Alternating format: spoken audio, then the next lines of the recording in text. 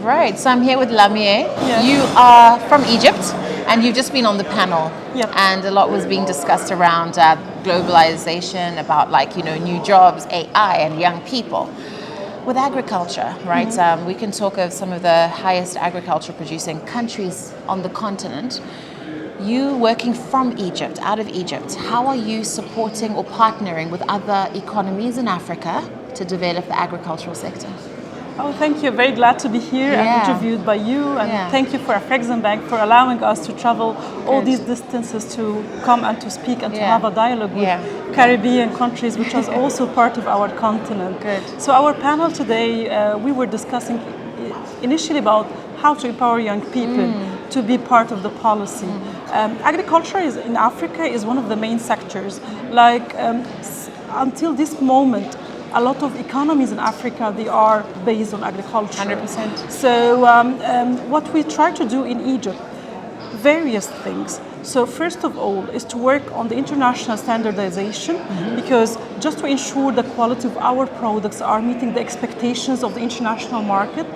From the other side also, we're trying to support young people who have innovation, innovative ideas, and the startups to try to tackle the bottlenecks and the challenges that faces the agriculture sector, climate change, agricultural waste, etc. And from another side also, at the third pillar, we're trying to create also a value addition out of agriculture. Because agriculture, if you export big bulks of agriculture, what you receive as a value in terms of money and return of this export volume is not that much. However, if you work on the value addition, it takes you to a different level of economy, and this impacts actually the overall economy of Egypt.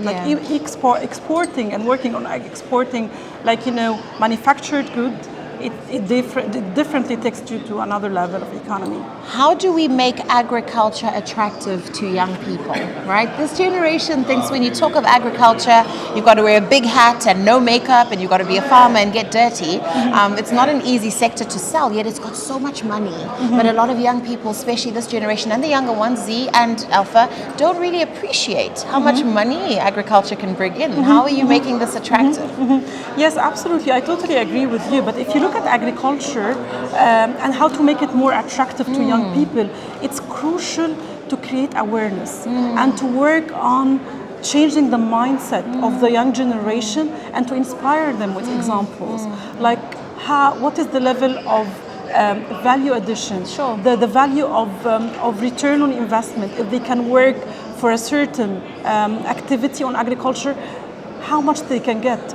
And by the way, agriculture is one of the main sectors now. It is really transforming in Egypt, and a lot of potentials is coming again, because even with the agricultural waste, we are producing money. We have a lot of agricultural waste when it comes to, medicinal and aromatic plants,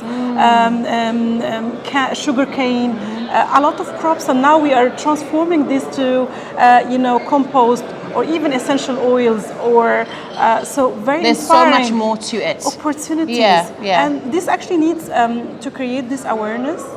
You need to work also in the international level, to bring the ideas, because sometimes young generations, they tend to copy each other. Yes, and then everyone wants to do one thing. Yes, the same thing. You tell people right now we're looking at a way to do new irrigation schemes, then everybody does that once. Meanwhile, like you said, there's so many elements around agriculture, so many parts of planting a crop, from the seedlings themselves to when they're in the field, to the irrigation, the electricity, the packaging, the export market. So every element of it is something that young people should be awake to. Absolutely. And also sharing, inspiring ideas across the African continent.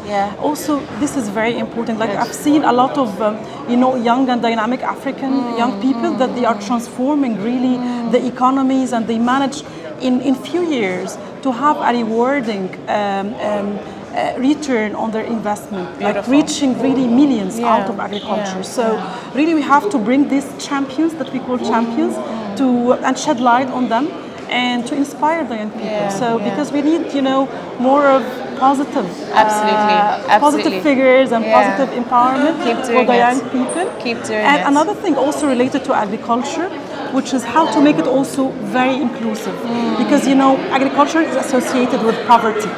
So you are likely to find smallholder farmers, marginalized areas. They are likely not to have a lot of subsistence farmers as opposed to Exactly, commercial. Exactly. Yeah. So also in Egypt, we try to work also in how to empower the smallholder farmers, how to improve their negotiation skills, how to give them the needed capacities and support and technical support on the ground to give them more opportunities to access to markets. So really also agriculture, it should be inclusive and to work on it on the both ways, private sector wise and also smallholder farmers wise. Well, we look forward to see the work that you do with Afreximbank and on the rest of the continent. When it comes to agriculture, innovation, even construction, we trust the Egyptians, okay?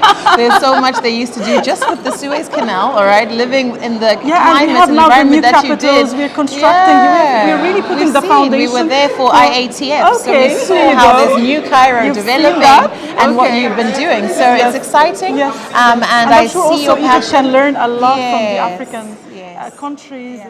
Really inspiring. If the Egyptians could build the pyramids, she knows what she's talking about agriculture. Okay. Thank you.